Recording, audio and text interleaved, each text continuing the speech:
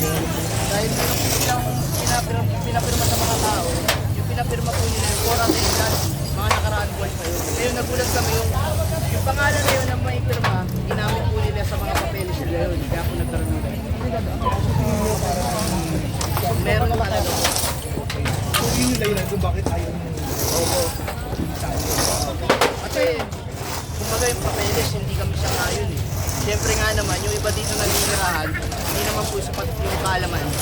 Sabihin na natin na normal na tao versus attorney, siyempre parang ang hirap po yan. So, tingin mo, yung nagkagulo, yung gulo kanina, ito ba ay anticipated o bullshit lang mga Innocent po talaga. Kasi kahit kami mga barangay officials po, hindi na rin po namin maawat talaga. Dahil siyempre, kahit sino naman po sa lumagay sa kinalalagyan nila ngayon, siyempre yung emosyon iba po. sinubukan niyo pa sila i-pacify? Opo, kung makikita niyo po yung mga video, talagang grabe yung inawat na namin sila, pero hindi na rin po talaga na maawat. So ano po ngayon ang mangyayari sa mga kabarangay ko? Ngayon na tinutuloy na yung pag-demoli, saan po sila ngayon titira? Ito po, yun nga rin po ang isang problema natin. Hindi po natin alam kung saan sila. Dapat nga po, di ba, pag ganyan, meron po relog ito. Eh, wala namang pong binigay. Pero nag-offer sila ng 50,000. Wala naman. So ano pong gagawin ng barangay ngayon? For the meantime, nag-aaral na kayo ng ito? Magtutulong-tulong muna, kubul muna yung iano namin para yung mga gamit nila, bumulan mo. Tawad mo lang sa lahat. For the record ulit, tawad mo, pangalan mo. Angelo Gabriel Santos Antonio. Guys, Kita mo yan si Kuya? ano na? Kuya. Ay, ate pala yun. Ikaw malagay sa kakalagalan ng dapat. Siyempre, iyak. Siyempre, mabibigla ka pa rin kahit na meron kang mga notice, di ba? Marami yan. May sa trend yan.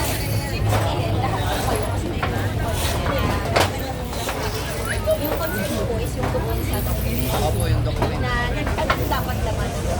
Bali, nagkaroon tayo ng problema sa dokumento nila dahil mga nakaraan buwan, meron sila sa aming pinapirmahan for attendance kasi nagkakaroon sila ng hearing, then yung mga nasasakupan ko sa barangay, eh, yung iba hindi nakakate. So yung pinapirma nila with name at signature, ginamit nila ngayon yun para magkaroon ng power na matuloy yung demolition. Bali, hindi na-clarify sa service na wala pa abis sa inyo. Wala silang aviso na yun. Hindi sila actually, nagtaka kami 3 days may mga umikot-ikot na pero wala sa amin nagsabi na halimbawa, kagawad, chairman, ito. Hindi sila bumaba sa barangay. For the record ko, walang nakakapag sa inyo sila sa amin. Merong, yun nga po yung pinagmitingan nakaraang buwan na mag-offer po sila ng 50,000 na sariling pag-iba ng bahay. Eh, hindi po namin tinanggap yun. Ngayon po, nagulat kami dahil po sa attendance na binigay nila, sabi nila attendance, nagulat kami yun na pala yun. Parang, Wala talaga. kasi sabi ko nga po ganito yan eh, kung kami pumayag sila sa 50,000, hindi na nga po sa ganito. Diba? Kung sana sila nga alis. Eh dahil po hindi naman po nila tinanggap yun, kaya po nagkaroon ng Tapos, gawin, ano po, paano po, dumating na sa punto na tinanggap nyo na yan ng demolition? bali ganito po nangyari sa atin. No? Kung nakakita nyo naman po kanina talaga, grabe yung nangyari. Dahil sa, yan na rin po, marami na rin pong bumaba, pulisan, yung mga SWAT natin, natanggal na yung araw. Simula na natanggal yung araw, wala na, dire-diretso na yung mga bumaba. Ngayon, nakikiusap kami na baka kahit papano, kahit 3 hours o kaya kahit isang araw, 2 araw, kahit papano, may labas lang yung mga gamit. So, yun po. Suko na rin naman na talaga. So, yun ang ina-ask mo ngayon sa ano. Sige sir, maraming salamat po. Thank you po. Kagawad, pahabol lang. Medyo nag-intensify kanina sa loob at Opo, in-order ka doon sa loob. in-order po ng mga SWAT team natin doon na nagpakilala po ako sa kanila na kagawad para po maiwasan na yung gulo sa taas, umakyat po ako doon, pumasok ako. Ngayon yung mga SWAT po sinabi sa akin na kagawad ka lang naman eh. Kaya nagkaroon kami ng ano doon na bakit gano'n? Sabi ko, kahit kagawad ako, government official naman ako. Kaya nga umakyat dito para matigil na yung gulo sa taas. Kasi yung isang kabarangay ko, nakikiusap lang naman sa akin na may anak. Yung mga gamit po nila sa taas na mahalaga, yung mga bike, mga rep, may baba. Eh, mga SWAT po natin masyadong mainit po. Kaya po nagkaroon kami ng tulakan sa taas. Pala yun. Lang, kagawad. Kagawad, may tatanong lang po ako. Di ba, nakita po natin kanina na nandito po si Councilor Awi Sia. So ano po yung mensahe po niya sa tungkol po dito sa nangyaring gibaan? Sila Konsi po ay nakiusap, lalo na po kay Sheriff tsaka kay Atty. Na baka pwede kahit paano mabigyan pa ng panugit. Para may, dahil yung papeles po ng pinapakita po ng Sheriff ay parang may mali po. May kulang po. May ginawa sila na nung nakaraang buwan nagkaroon po ng meeting sa barangay dahil yung mga ibang kabarangay po namin hindi nakaka-attend sa hearing. Nagpasulat po sila sa papel, name with signature for attendance. Apo. Ngayon, yung pinirmahan po namin na papel na yon, nagulat kami, nandun na po sa mga papeles na nagsasabi na pumapayag daw po yung mga kabarangay ko na tumanggap ng 50,000. Opo. Eh wala naman po, hindi naman po sila pumapayag na tumanggap ng 50,000. So how come na nagkaroon po ng list of name na pumapayag po sila? Ano ba?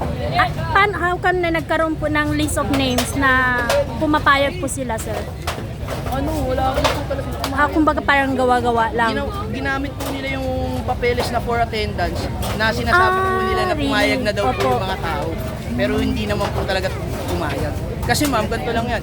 Kung pumayag sila dun sa 50,000 na yun, edi sana hindi na po tayo umabot sa ganito. Na magkakaroon pa ng gulo, ng sakitan. Opo. Kaya nagtataka rin po kami, kahit po si Konsi Awi nagtataka na ba't ganun. Ngayon, si Konsi Awi po, ginawa niya naman po lahat para pakiusapan. Pero wala rin po, kita niyo po yung ginawa. Diba? So, sa kasalukuyan ngayon, Kagawad, ano po yung mensahe ninyo kay Yorme? Saan ang ganap po dito? Yun, sana Mayor Isko Moreno, sana mabigyan mo kami pansin. Lalo na maraming senior citizen at mga kabataan dito sa amin. Sana kahit papano, kung nangyari na sana kahit paano may relasyon silang maganda o mapuntahan man lang na maayos. Kaysa po katulad yan ngayon, nagtatag-ulan, sa po natin ilalagay mga nag-iba. Kawawa naman. Di ba may evacuation center ang City of Manila? Ano po?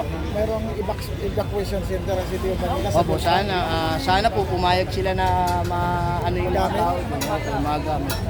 Ang inaano lang naman po ng mga kabarangay ko yung mga gamit po nila. Opo.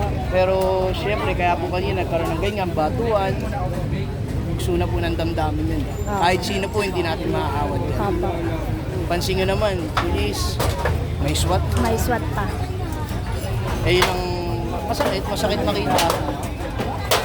Kasi yan po yan, ninuno pa po nila yan. So how many years na po na nakatira sila dito, sir? Ako po ngayon, 26 po ako. Baby pa lang po ako sila. Dito ka rin nakatira. Opo, dito. Nakatira po dito. Kagawad po ako dito. 100 years. Kumbaga nga po, syempre, May masakit 100 po years talaga na. para sa kanila. Ilang families po yung nakatira dito, sir? Mahigit 30. 30 families. 30 families pero marami. Opo. Kanino bang lupa talaga ito, sir? Hindi po natin, hindi rin po nila masabi dahil hindi naman po maharap yung may-ari. Ang maharap lang po sa amin, attorney. Kaya kumbaga, dare say na lang na hearsay nila na hindi po namin kilala. Pero ang inano nila, kay tsaka you. Yun daw po yun. Kaya pala may nakalagay dito, sir, na kayu. Yan po yan. Yung kay, ewan ko kung kay ito o ito po. Pero ganun din ang property dito. Yung isa lang yung Opo, ganyan din po nangyari nakaraan nung iba. Pero sabi ko nga po, pero kung meron tayong meron silang napakita maayos na dokumento, talagang nagsasado na talagang sa kanila yan, willing naman po sila umalis. Kaso wala naman po silang willing. Walang maipakita. May pinapakita po sila, kulang na notaryo. Siyempre, bakit po kayo maniniwala sa ganun? Oo. Kumbaga hindi sapat na evidence. Opo. Kumbaga sabi ko nga, siyempre, attorney ang kalaban ng simpleng tao. Yung power, kumbaga pa, siyempre, iba sa amin, hindi pa sapat yung kaalaman pagdating sa mga ganyan.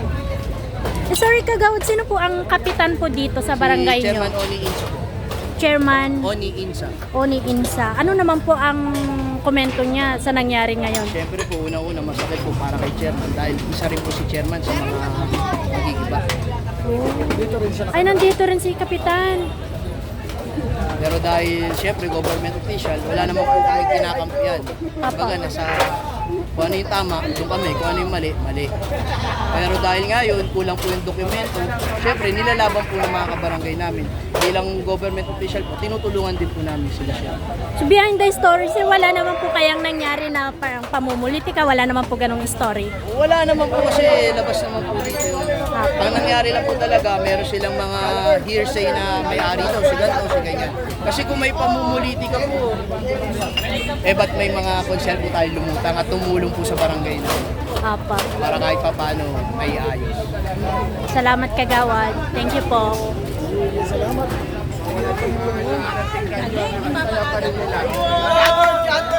ano? Kamukha pala na sa ay. Gamulak.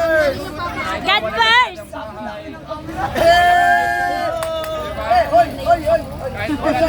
So yung mga kababayan, sana makarating kayo ni relokasyon or pansamantalang tirahan po sa mga kababayan natin na demolish dito sa ayun na yung barangay niyo, sir, barangay 227, barangay 227 Laguna Extension. Laguna Extension pa.